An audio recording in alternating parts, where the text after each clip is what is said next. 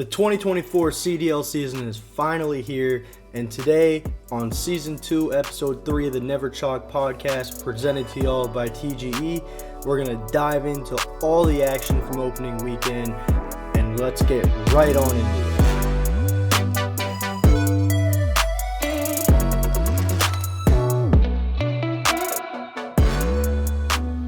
Alright everybody, welcome back, or welcome if this is your first time, to Season 2, Episode 3 of Never Chalked, the podcast from TGE, talking all things Call of Duty League, where it is never chalked. I'm joined by my guests, as always, Volts and Jaden, aka 50 Cal, and boys, we finally made it through the longest off season ever, and it is officially the Call of Duty League 2024 Modern Warfare 3 season, and we had a fantastic opening weekend. I mean, there's a lot of things that could be said about it that we're going to dive into, but overall, you know, I will just say it feels like the wait was worth it for the most part. I feel like the league is very, very competitive. The disparity in talent from like the top 4 teams to the bottom 8 is a lot closer than a lot of people, including I would say ourselves, were expecting. Yeah. But to start it off, I mean, Volts, just give me your brief, like, quick impressions of opening weekend, and we also want to hear from y'all, the viewers, what you thought. So make sure to leave a comment down below. But yeah, Volts, start us off. Yeah, man, absolutely. So first, I had a fantastic weekend watching these games. I mean, almost every single one of them. I had mentioned to you guys off cam, you know, that the matches were very entertaining, pretty much every single one of them, despite what the score says. To me, they were all closer than what, like, for example, the 3-0s that happened or the 3-1s. Like, to me, they were a lot closer than that indicates. You know, maybe 1 or 2 plays there, and it could have gone the other way. So to me, they were very entertaining. I was very excited, and I'm hoping that's an indicator of what this year is going to be about. It's going to be super competitive. Absolutely, and 50, let's hear your thoughts on, again, just general opening weekend. You know, what did you think? Did you like? Did you not like? You know, let's hear it. Oh, it was absolutely fantastic. You know, it's so good to be able to watch competitive COD again. That's such a long off season. It was terrible. Like Chandler said, or Volts, it wasn't any blowouts like you would have expected, like in Modern Warfare 2. Like on the opening week of Modern Warfare 2, there were a ton of 3-0s. Yes, there were a few 3-0s this weekend, but they were super close. I think that the one 3-0 that I saw was Atlanta FaZe and LAT, and like that was probably the only blowout that I saw. Other than that, all the other ones were like really close. Yeah, I mean, you're absolutely right. I mean, the only other 3-0 we had this weekend was the Carolina Royal Ravens debut match against, I guess, technically the Miami Heretics debut match. Miami won that matchup 3-0, but if you go and look at the scores themselves, and we're going to dive into the matches like more in depth a little later, but for example, with this one specifically, Hardpoint 250 to 229 map 1, S&D 6-4, and then Control was 3-0, which I guess you could call that part a blowout. I didn't watch this match specifically, so I couldn't like judge that map 3 round by round, but overall those first 2 maps, I mean, they could have gone either way, and I think that just, again, it just speaks to the fact that there's a lot of talent in the league this year, and any concerns that we had initially going into it of you know, X team is going to be substantially better than Y, at least to start things off, it's not looking like that's going to be a concern. So what we're going to be talking about the most, our main topics, we're just going to do a recap pretty much of all the biggest matches and performances from Stage 1, Week 1. Then we're going to get into a little controversy that happened with some of the bigger creators and the CDL, actually, with watch parties and whether or not they're going to even be allowed. And then we're going to end things off with a little bit of beef. Everyone loves, you know, a little drama, a little beef. and two old heads of the CDL scene, Clayster and Aches. After that matchup against Miami, Clayster went on as a guest for the flank. Aches is obviously a co-host of that, and things got a little spicy, so we'll be diving into that. But, of course, as usual, we're going to start off with the Update Requires Restart segment. Again, recapping opening weekend. Before we even start talking about matches, the CDL went about this in a very interesting way. They just kept posting leading up to Friday, the first day of the season, 3 days till the season starts, 2 days till the season starts, and everyone, literally the entire comments underneath it are just, what platform are we watching on? Because they weren't saying anything. And it's been rumored in, different like Optic podcasts and other different things that it was going to go back to YouTube exclusivity, and we never knew for certain until basically Friday when they were like, all right, season starts, see you on YouTube. Jaden, how do you feel about how they went about sharing those details? I mean, before you even dive into your thoughts on whether YouTube exclusivity is good or bad or anything like that, just like, how do you think they handled that situation in general? Me personally, I think they handled it terribly. I mean, you've got teams that have absolutely zero idea as to where these matches are going to be streamed. So they can't promote it on their team pages, no nothing. Hey, go watch our match on, http.www. They can't do that because they have absolutely zero clue as to where it's going to be aired. I think there could have been like at least a week or 2 weeks notice of like, hey, guys, guess what? We're going to be exclusively on YouTube, or hey, we're going to be on YouTube and Twitch, or we're just going to be on Twitch. Instead, it was, hey, guys, guess what? It's Thursday night. You're playing on YouTube. Good luck. Hope you find the link. If you don't know the link, well, you're out of luck. Have fun. It was handled terribly. Yeah, I mean, and Chandler, if you want to go ahead and give your thoughts on that, do you feel the same way, or do you feel there's anything specific they could have done differently, or what's up on that? Yeah, I think it was handled poorly, man. I mean, any business that you run, you need to be prepared, especially when you're talking about broadcasting and telling your audience how you're going to watch these matches, how they're going to watch these games. If you're literally leaving us for the last minute, which was the day before, right? It was when they finally admitted it. I think, you might be right. Thursday. It might have been that. Yeah, it might have been Thursday. Yeah, it's just like, okay, great. Yeah, you finally told us and you gave us a 24 hours notice or whatever it was. But it's like, man, I mean, I just feel like other leagues, and when you're talking about like if you're trying to treat esports kind of like sports, schedules and broadcasts, they're kind of judged, or they're kind of put out there well in advance.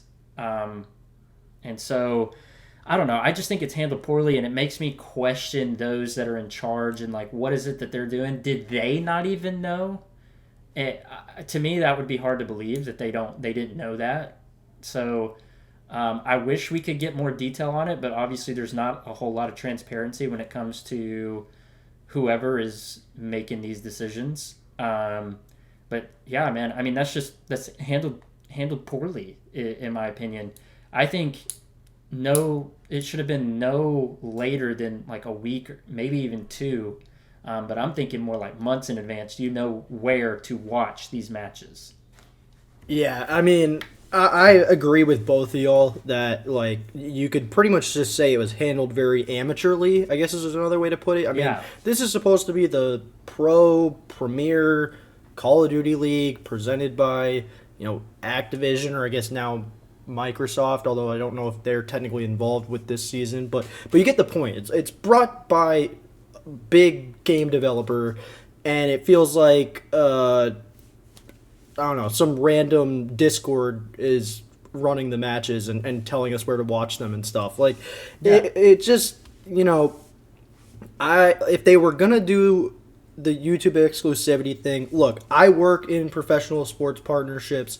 I understand the value that exclusive broadcasting rights can provide for either the individual teams or the league itself, however they go about it, because I'm sure it's different, esports and regular sports. I don't want to act like they're black and white or the exact same thing. But, like, I get it. Like, if you took the deal, you wanted to sacrifice, the viewership, because that was another thing that came out today, was that opening weekend of MW2 when we were on both platforms. Viewership peaked at like 180 something thousand, and then for opening weekend for MW3 YouTube exclusivity, viewership peaked at like 106,000. So you had a viewership fall off of about 80,000 there, and I don't know if those numbers included watch parties and things like that. I couldn't find a definitive answer on that. But look, I get if the exclusivity deal, if the money was worth the fall off there and the less exposure that comes with being on both platforms, I can understand it to an extent. But I just feel like so many big decisions in terms of where people are supposed to watch it, which when it comes to Zuma and the Flank and Scump and the Optic and the Breakdown podcast and all that, in terms of doing those watch parties, it seems like day one information was given in one way, and then day two, all of a sudden the rules were different. And we're going to talk about that in the next segment way more in depth. But point being, clearly the communication from the league to the teams and then the league to the fans was an afterthought or just kind of put on the back burner. I don't know. And it's weird because Sledgehammer, and you guys can correct me if I'm wrong here or tell me if you think otherwise, Sledgehammer themselves seem to really be putting in a lot of effort with this game in terms of communicating with the players and the fans when it comes to updates and keeping the game fresh with new content. I mean, they're constantly adding new events and new ways to earn rewards and stuff. I mean, I tip my cap to them in terms of how they're handling the game itself, but it seems like the esports side of it is being very... everything's kind of like a last-second decision. Even if these are conversations that have been taking place for months, it just feels like the lack of communication, at least consistently, makes it seem like these are kind of like last-second decisions. So, I don't know if anyone wants to add any more to that before we move on to the actual like gameplay itself. But I'll leave the floor open real quick if anyone does. What's sad is it's not even just like the CDL league itself. Dude, I don't even think a viewership platform has been announced for challengers either. I don't know if they're going to be on YouTube or what, because challengers is a separate thing. Right? So what I can say about that is I don't know if a viewership platform. I would assume it's going to be YouTube, but I don't know if viewership has been decided. But in terms of where they're playing, because that has been the other big issue with challengers is game battles being, taken offline or whatever. Yeah, they're trying to switch to Face It. They're and basically it's all but confirmed that they'll be switching to Face It, which, as someone who also watches competitive Halo or the HCS and has actually competed on the Face It platform in some open Halo tournaments, I think it's a great platform.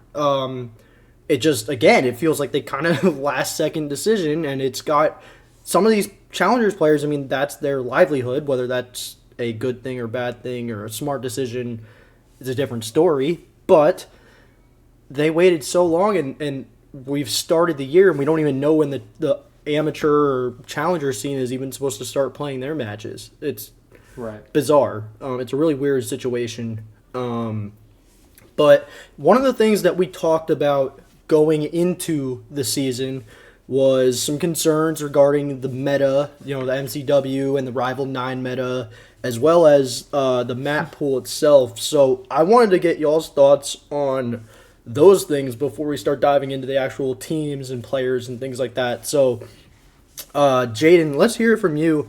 How do you think the meta looked, at least just from the eye test as a fan, as well as just how the things played out on the maps, whether they were better than you expected or worse?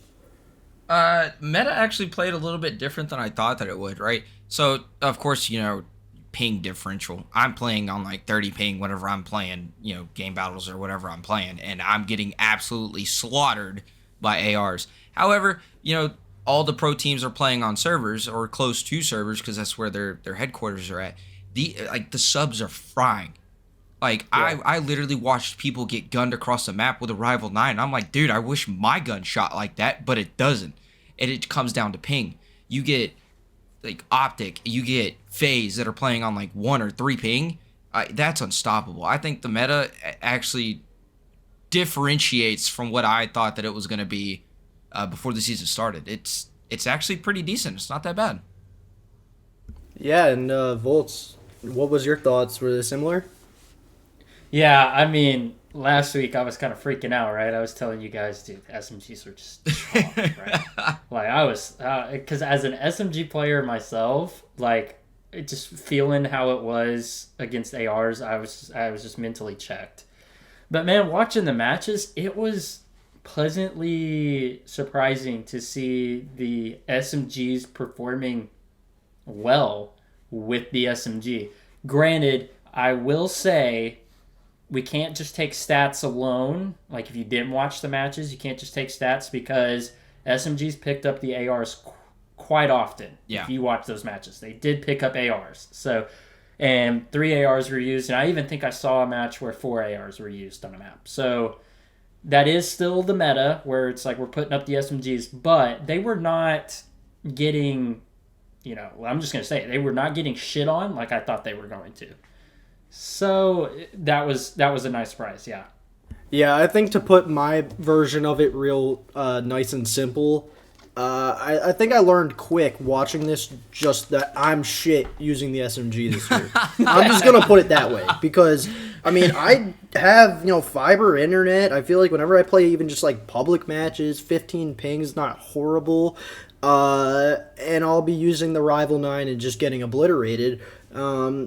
And they're doing it against other pros, and they're able, Simp drop 42 in a control match. And like you said, you can't just go off the numbers alone because they are picking up MCWs, and you're seeing a lot of times when they're bouncing around from the different player POVs, a guy's got an MCW in his hand. So I guess I'm still a little concerned in that aspect that the MCW is kind of being, like, used as a crutch, but overall, I mean, SMG players, they were able to fry, and I think they helped kind of put away all of our doubts about whether SMGs were shocked. I know that was what we talked about last week, and for the most part, I would say early on, I feel a lot better about the meta. Well, I'll also say too, after using it more, like I've been playing a lot of 8s over the past week or so.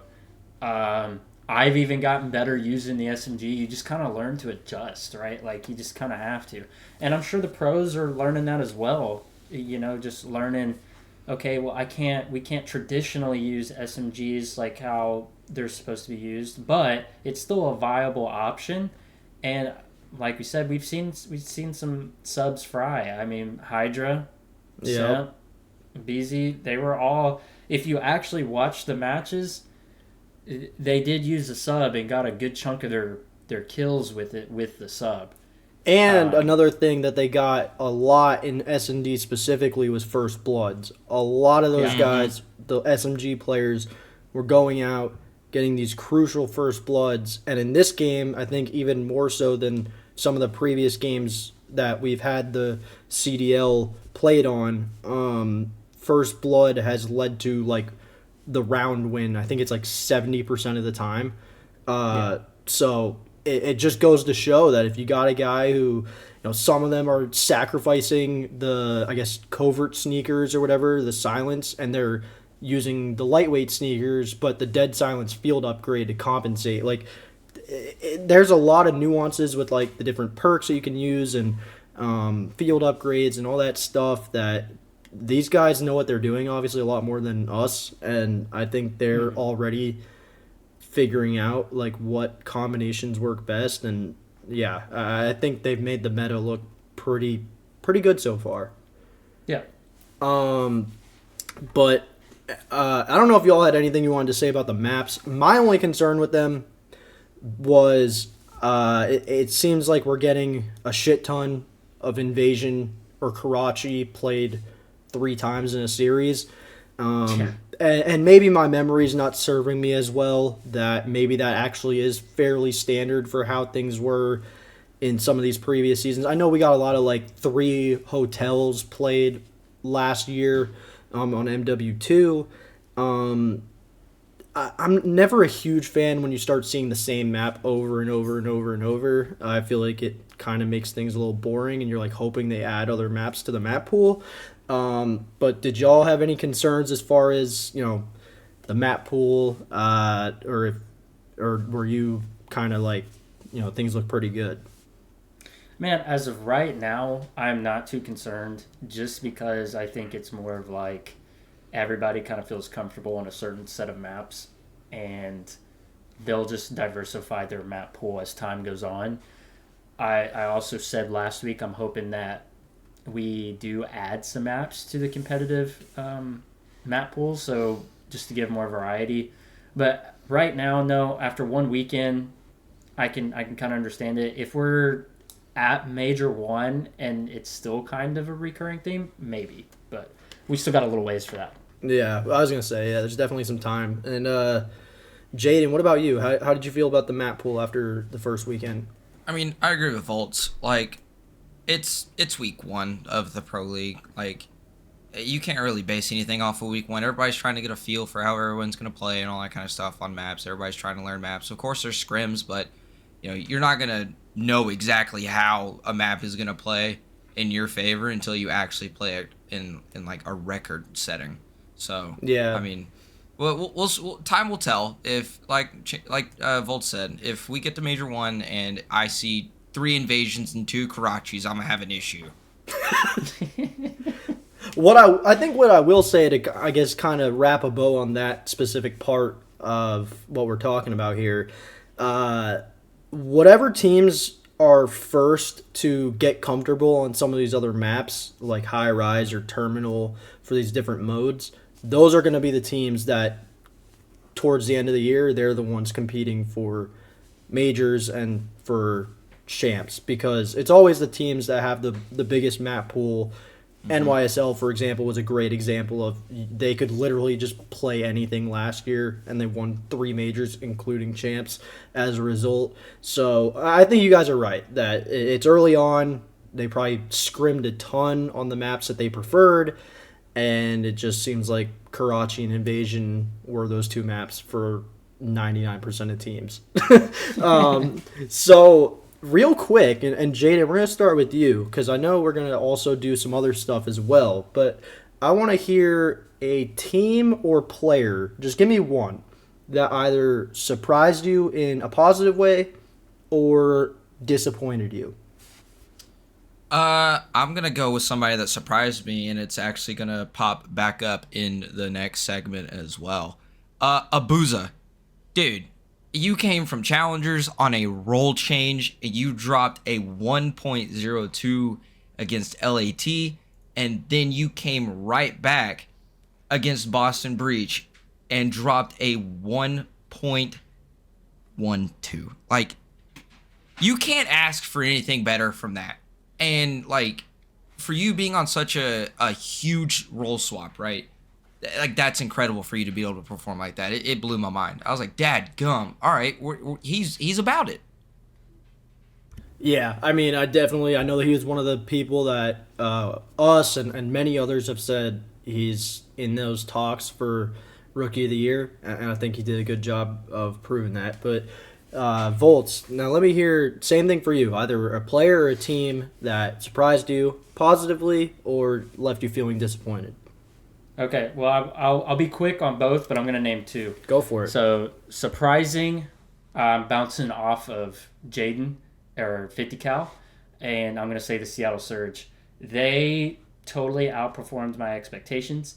Now, granted, I did label them as a dark horse. I actually have a friend of mine that's been kind of giving me shit. He's like, dude, I can't believe like you said they might finish last. And I was like, to be fair, I named them as a dark horse.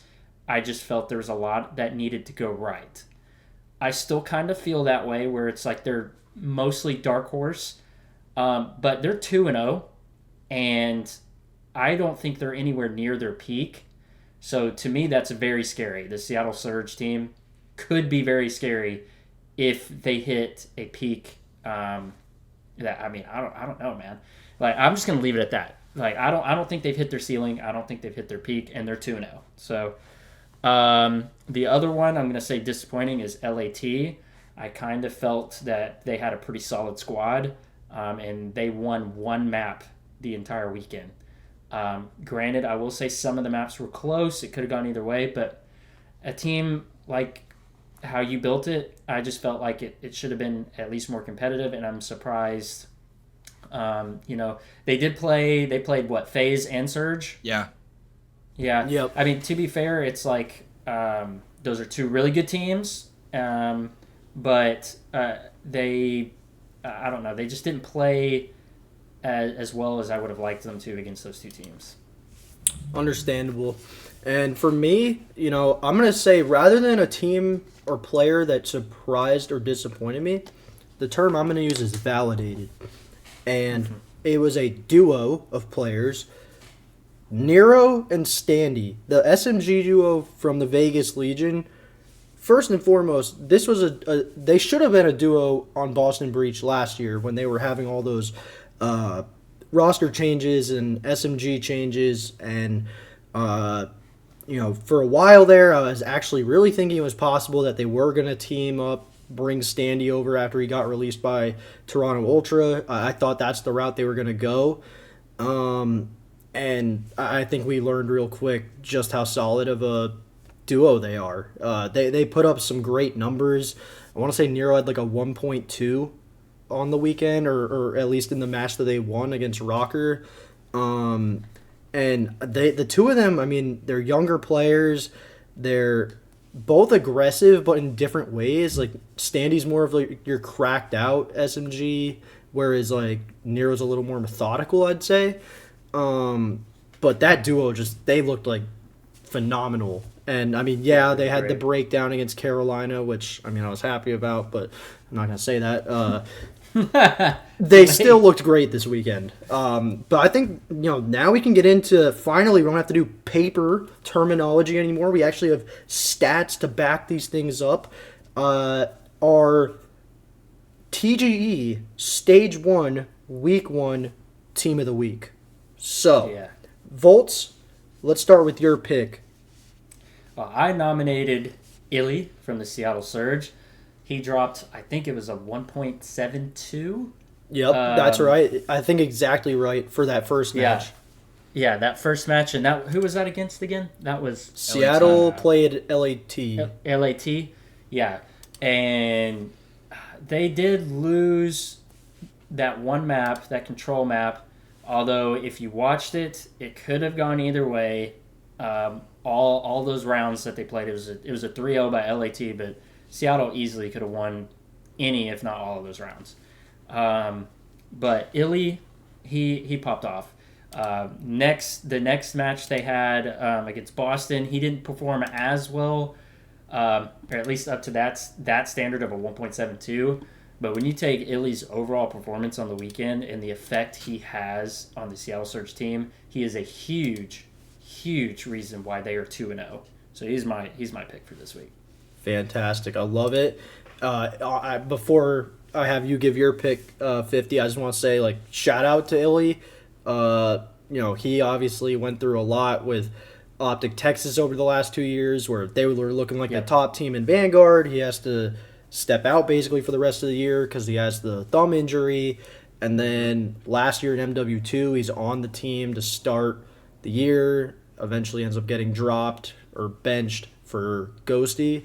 And he's obviously gone through a shit ton over the last 2 years, and he could have just given up. He could have been bitching about it on social media. He could have been making a big deal, but he just did what he does. He grinded in silence, and when the opportunity came up to be a part of that Seattle Surge roster, he took it, and I think he showed us all there's a reason why he is a pro in the Call of Duty League.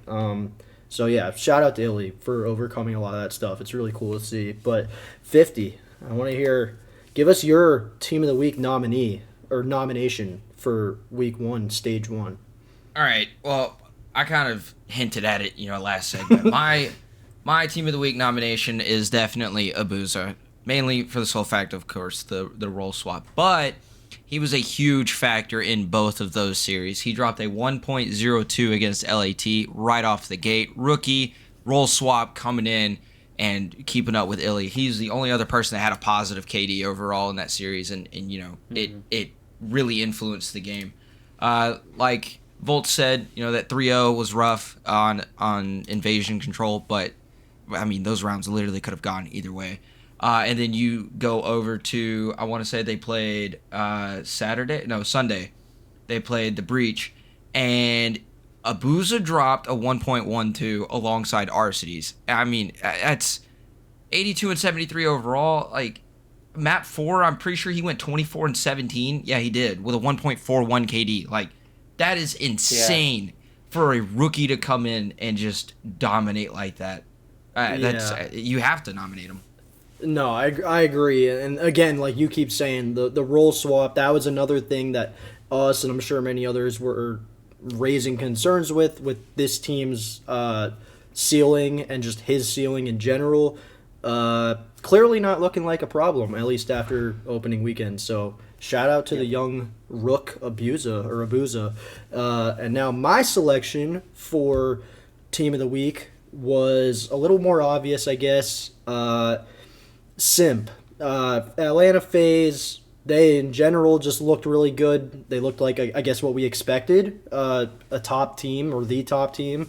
And Simp was a big reason for that. And I've seen a bunch of memes coming up where it's like no one wants to see Simp in a 150 HP Call of Duty. That's the game that we're playing right now, and it's showing. He had a 1.24 with 17k damage in the matchup against the Boston Breach, which, I mean, they did almost choke, and I actually picked Atlanta FaZe to lose this matchup.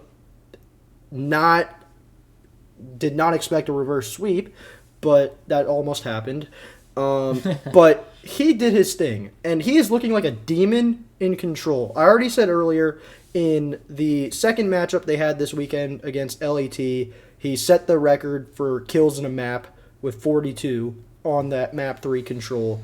And of his 99 total kills in the matchup against the Boston Breach, 33 of those, or a third, came in control. So the dude's looking like a stud on the game, and I mean, it's really just great to see. I mean, because I feel like he got a little bit of, people kind of cooled off on him last year, and we're like, I don't know if we're ever going to see him looking like he did in, Cold War or anything like that. I don't know if he's ever going to get back to that, and he's looking like a demon on the map again. So he keeps playing like that. It's safe to say FaZe is going to be a top team all year, like we expect. And our final, or we took it upon ourselves, we each nominated one player for Team of the Week, and then we decided to come to a group decision on our fourth Team of the Week member, and we decided to go with another rookie, this being Gwyn from the Carolina Royal Ravens. And I know I might seem biased by nominating him or suggesting that we nominate him, but similarly to Abuza, the kid had a fantastic debut weekend. Obviously, like we said a little earlier, that first matchup against Miami, they got 3-0'd. He was the only player on their team to go positive, and actually the only person on the team to have above a .85, because the next best person was actually a .83. It was not great from their team overall. But he had 1.04, and then you go to the matchup where they reverse sweep the Las Vegas Legion, and he had a 1.33 and an absolute world star on the map 5 S&D. I can't remember who the two players were, but I mean, he 360'd on someone for a double kill, and it was just a thing of beauty, especially, again, in a game like this where it takes more shots to get those kills. It was probably the highlight of the weekend, I'd say, in terms of like a single play. and I just think they got a good one with him. I think we've got that whole, Clayster playing with two young, upcoming SMGs, and it could be promising for them. I know they lost their first 5 maps technically, but they bounced back, got a win, and finished 1-1. So I don't know if y'all want to add anything to why we decided to pick him, but again, shout out to another rookie, and it's good to see that talent pipeline from challengers to the CDL is legit. These are very talented players. Yeah, I mean, he's just a solid pick, man. Yeah, Jaden, 1000%. do you want to add anything to it? He showed up and showed out, of course. Clayster, I'm just going to add on real quick. Clayster is playing with 2 rookies and 2 veterans on that team, right? Clayster and GodRx. GodRx has been around for God knows how long. I'm surprised he's not a pan of dust yet. Same thing with Clayster. But Gwyn showed up and showed out in his debut. Of course, they played the Heretics. Unfortunately, they got 3-0'd. But, he was the only one to drop a positive KD, and then they played Las Vegas, and, that dude was frying on the map. Of course, like you said, that round 11, I'm pretty sure he got an ace. I'm pretty sure he world-starred the entire Las Vegas team to, clutch up Game 5, round 11. It's insane. I know there was a play where, it looked like Vegas on tank. Was yes, at the tank, and then the team kept they were very patient. They were telling him where they were at, and then he came through dark on invasion and hit the double kill, and you were like, they got this. And it was just a beautiful setup all around. 100% deserves to be on that team. Yeah. So to finalize it for y'all, we got Volts nominating illey, we got 50 Cal nominating Abuza. We got myself nominating Simp. And then all 3 of us finalizing it with Gwyn for that being the Stage 1 Week 1 Team of the Week. And now we're going to go into our post-Stage 1 Week 1 power rankings. So obviously this is heavily weighing just the matchups that we got this weekend. Let's... Chandler or Volts, let's start with you. I want you to give the first 4. We'll do it like that. Yeah. We'll go. Each person does the 4, and just give your thoughts on each one real quick. Sure. So in the first spot we have Atlanta FaZe, second spot Seattle Surge, third spot New York Subliners, in the fourth spot Toronto Ultra. All 4 of those teams looked great. They took care of business. I think the surprising one, I'm sure for everyone, is Seattle Surge, and why we ranked them so highly. But I mean, they just looked fantastic. I said earlier, I don't think they've even reached their ceiling yet, anywhere close. FaZe doing FaZe things. They deserve to be number 1. They took care of business. They had a close game against Boston, but they just handled their business, man. I mean, just doing what they do. Simp looked amazing, which is why he's on the Team of the Week. New York Subliners, they had a couple of scary moments, some scary series, but like champions do, they took care of business and won both of their matches. So they are now 2-0. And then Toronto, who I had as the number 1 team going into the season, they lost the map, but they're 1-0 on the season. They looked good doing it. All 4 players looked outstanding. So that's our top 4. Yeah, and I mean, just to add something real quick to that, I think the way that LAG was able to fight and push NYSL, who looked like it was going to be a quick, easy sweep, and they were able to push them really to the brink and in that map 5. I think that really helped to validate Toronto's only win, because I think a lot of people, Toronto only had the 1 matchup. It was against LAG. They win 3-1. Scraps out here talking about, I played with my feet up, as in he wasn't putting in any effort. And so a lot of people kind of felt like, how do we really weigh that, because they played against a really bad team. But they went, like you said, head-to-head or toe-to-toe with the defending champs and pushed them to the limit. And, I just think it showed that Toronto's legit, and it helped validate their that win that they got. So Yeah. 50, my boy, give us the next 4. This will be the middle of the pack. Yep.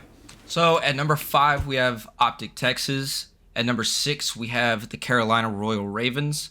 At number 7 we have the Miami Heretics. And at number 8 we have the Las Vegas Legion. We had to put Optic at 5, mainly because, I mean, they played the New York Subliners. That's a tough matchup, but they did lose 3-2 round 11. Did they lose round 11 or did they lose round 10? Yes. Yeah, it was round 11. They lost round 11 on Yeah. both maps versus NYSL. So I mean, until they get, you know, their whole situation figured out with you know, wanting to close out a map finally on S&D, I think they have to stay at number 5. Carolina, of course, Carolina's got Gwyn, and Clayster in them, so they looked really good. So I put them at number 6. I don't think that they're all the way up there with like the top 4, but if they keep playing the way that they do, especially against Las Vegas Legion, I think that, you know, they'll be up there soon, especially with such young talent on there. We got Carolina at 7, Miami at 6. Or you're going off your list. My bad. I'm tripping. What? No, they were close, but I think there's just a little mishap on like graphic and how we ordered them in our notes. But either way, I mean, either way, that's a toss up right there. Those two teams, because they're so well evenly matched. I think that they're going to be fighting for 4 through 6 for like probably the entire season. Yeah, I think Ravens may even crack top 4.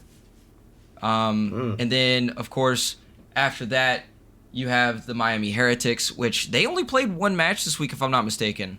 Which is kind of crazy. They played against Carolina Royal Ravens. That's the only match they had, but they looked pretty dominant in their hard point that they played. So I mean, we had to put them in. So I mean, with the middle of the pack can go either way, right? They can either explode and go up, or, you know, they can just absolutely tank it. It's extremely volatile. Yeah, absolutely. And now I'll take the final 4. Not much to say about them. At least off our combined list, we had Vegas at 9, Boston. No, Boston. Oh, we had Boston at 9? Yeah. Did I mix? Where is it? I swear I typed it in right. Oh, okay, there it is. Boston at 9, LAG at 10, Minnesota at 11, and the Thieves at 12, which I think that was the most surprising, that they really did not look good. I think Boston, obviously, they're sitting at 9 because they're 0-2, but they looked really solid for the most part against FaZe. Almost had that comeback win. And then, I mean, Seattle, we have ranked second, so that loss isn't necessarily a bad loss for them. I think the veterans, once they start playing up to their standards, Priesta and Slasher, they'll be more closely to like a middle of the pack team. But that rounds out our power rankings, and now we're going to go into Are They Chalked? And we're going to be talking about the watch party situation. So, day 1, the creators like The Flank and all those guys were made to believe that they could do watch parties. On YouTube, they could include gameplay, and on Twitch, they could not include gameplay. And then stuff came out. I was at a play with my family. All of a sudden, everyone on Twitter is like, the CDL is trying to kill the Flank. And I'm like, very confused at what the hell was going on. And apparently, they're not allowed to do the watch parties on Twitch. And they're only allowed to do them on YouTube. And they apparently can't show gameplay on Twitch, like whenever they're doing the Flank. I don't know what that part was real or not. It was hard to say. But point being, 50, I want to start with you. You know, how do you feel the league went about that whole situation? Again, communication, and just do you think them limiting these watch parties is a bad idea?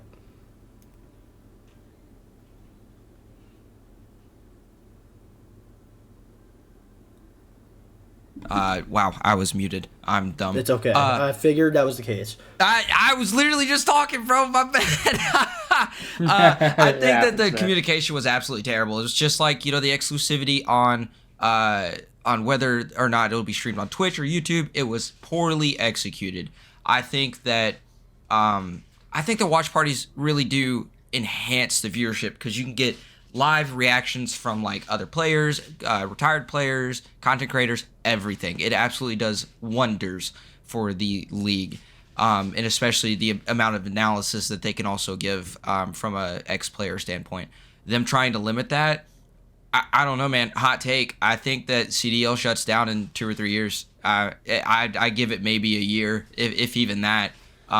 It seems like they're definitely going in the absolute wrong direction. Communication's falling through the floor. They're just focused on the money. They're not focused on players, or the organizations that are even, you know, in this $1 million league. It's crazy. Yeah, and Volz, did you have anything different you wanted to add to what he had to say about the whole situation? A little bit, man. I mean, it's very confusing. And personally, I think we need a lot more info before we give a lot of opinion on this. I will say, like, you know, the CDL, all the Activision, Microsoft, everything, you know, these are supposed to be businesses, and I think a lot of people on Twitter kind of forget that. There's like absolutely no professionalism at all on Twitter. What do you know? You can say one thing and Twitter blows up, dude. I mean, like, you don't need facts. You don't need any of that. You could just say something, and they just take it at face value. And that happens a lot on Twitter.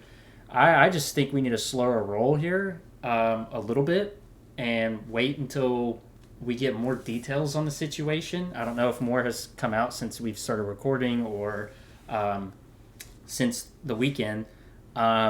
I don't know if if there was a deal that was ever reported. Like, did they ever give out details of the deal that was made with the exclusivity of YouTube?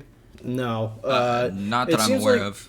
It seems like in esports in general, financial details when it comes to player contracts, broadcasting deals, all this type of stuff is very private, which I don't get because in pro sports, I mean, for example, we had the Shohei Ohtani deal. We hear instantly 10 years, $700 million. Like, it's right there for you. There's no taking out of context or not understanding it or whatever. Like, it's really weird how they go about sharing that information. And no, I don't think we've gotten any updates as of right now. Yeah, I guess. Well, yeah. Anyways, my point is, yeah, that is weird that we don't get that. But that's part of like what needs to go into this before people on Twitter, people like us, fans, anybody really like just forms an opinion on this subject outside of just like the regular Twitch versus YouTube, which one's better. In my opinion, sorry if I'm offending anybody, but you know that I just think a lot of people are very, very brave because they can type over a screen. But I will say that even with this exclusivity deal with YouTube, since the CDL, Activision, Microsoft, whatever other businesses are there involved, learn how to advertise and learn how to market. And that's how you grow a business, because that's what this is at the end of the day. That's what we're trying to treat it. And so, yeah, just seeing all the opinions on Twitter, it's like they want it to be a business, but also want it to not be at the same time, and that's just not how this works. Like, I agree. Sorry, but no, you're making perfect sense. So, anyways, I will leave it at that. I'm sorry if I'm being vague for anybody that's listening and watching, and if I hurt some feelings, I'm very sorry. But to me, that's just the biggest thing that they would need to learn how to do is if they're going to be exclusive on YouTube. Great. Okay, now that we know that, how do we bring people to YouTube? How do we get more people to watch the Call of Duty League? And who is our target audience? Who's our target market? And how do we bring them to YouTube? There is a ton of people on YouTube.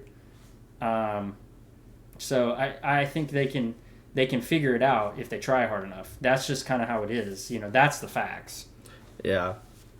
Yeah, I mean, overall, I just think it's just a lack of communication that's causing all these problems. I just thought it was super weird that, like I said, I'm at a play, I was like, I can't keep up with the matches. I gotta keep my phone in my pocket.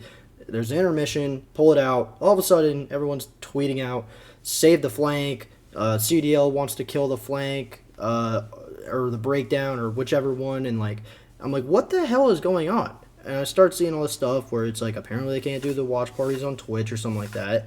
And I'm like, so they can still do them exclusively on YouTube, but they just can't do them on Twitch. Like, it sucks, it's unfortunate, but that's kind of how an exclusivity deal works.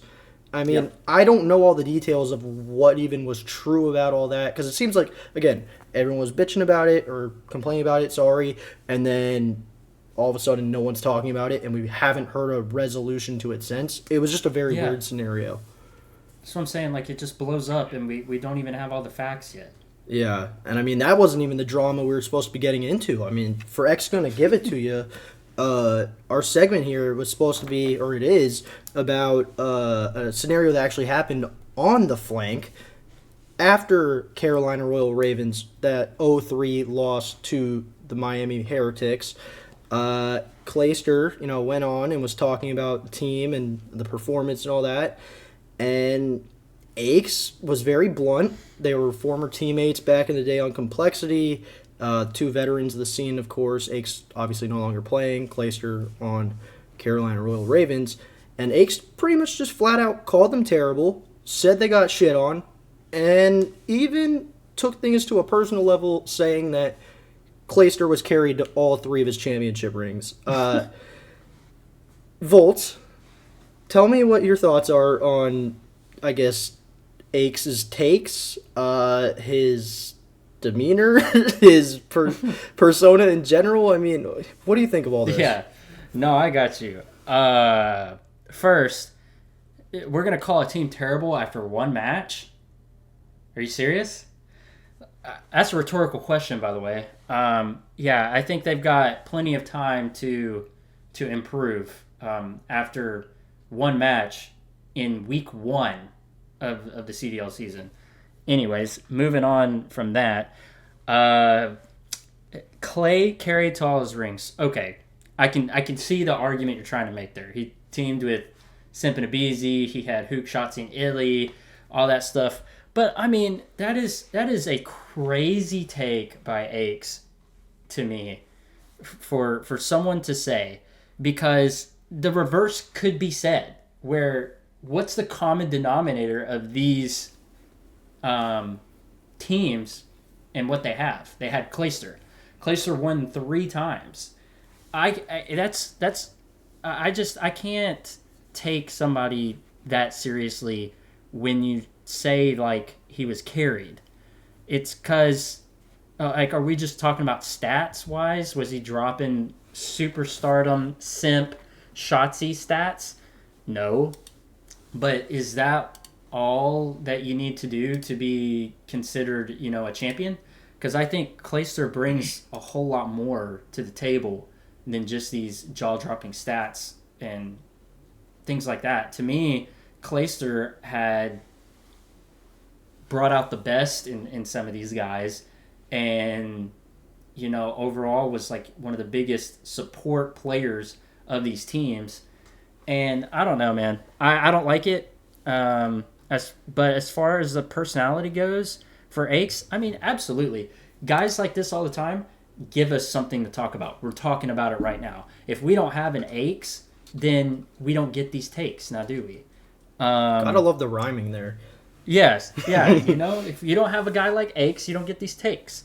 But it brings up these questions. It gives us the drama. It gives us something to talk about, something the fans to discuss, something for them to argue about, and it gives us something to talk about, and it gives people, the fans, something to digest. I mean, it's like, oh, was Clayster really carried, or no, and people start arguing, right? It brings up the debate. You need it. I mean, people all the time give bad takes, and I'm just gonna say that I think this is a poor, bad take by Aches. It's that simple. It's a good way to put it. Jaden, let's hear your thoughts on the situation. So I've never been really a fan of Aches, ever. I don't really like him.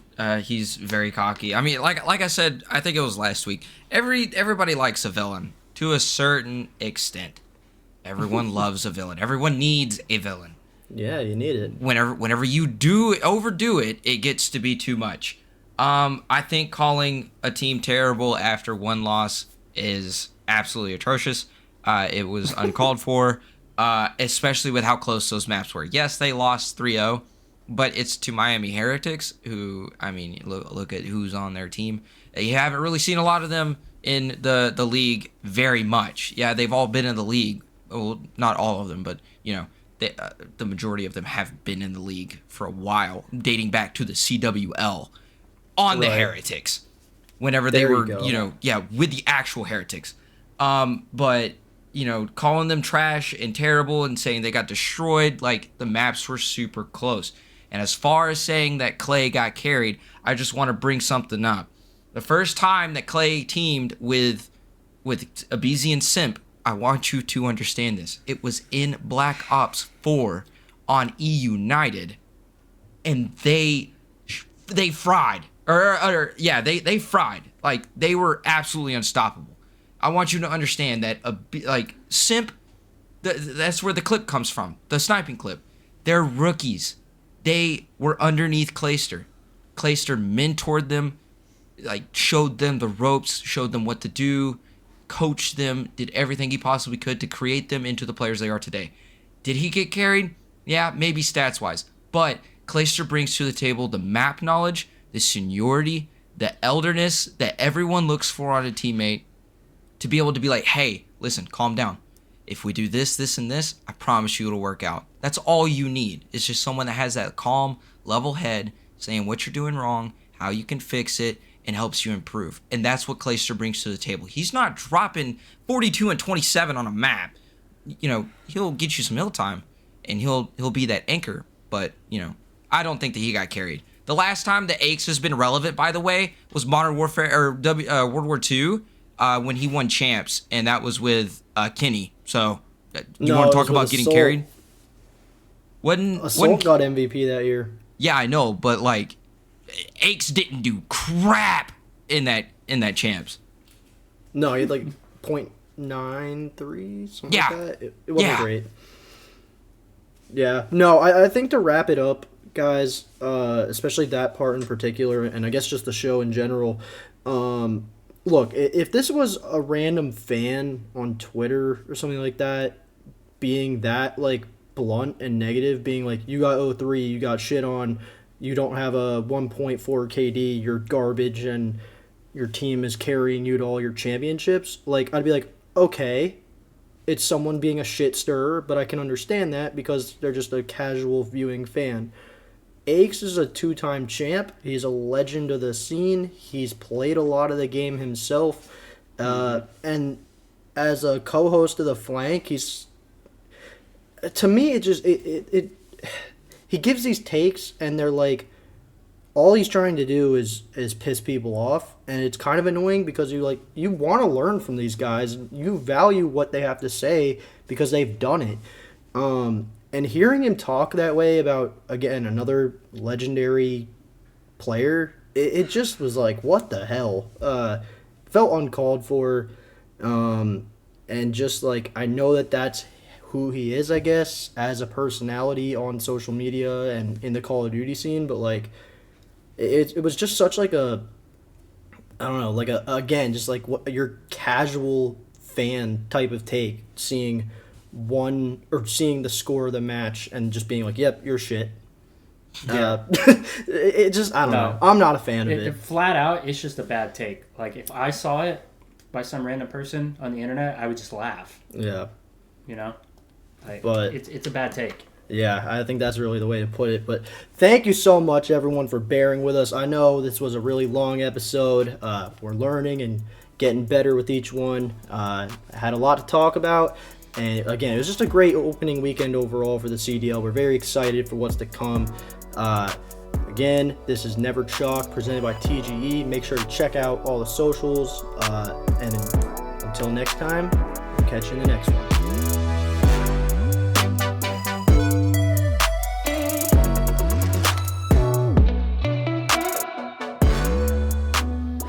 Thanks for watching this week's episode of the Never Chalked podcast, where it is Never Chalked, presented to you by TGE. Make sure to subscribe to the channel and turn notifications on so you never miss an episode and can keep up with all things Call of Duty and CDL related news.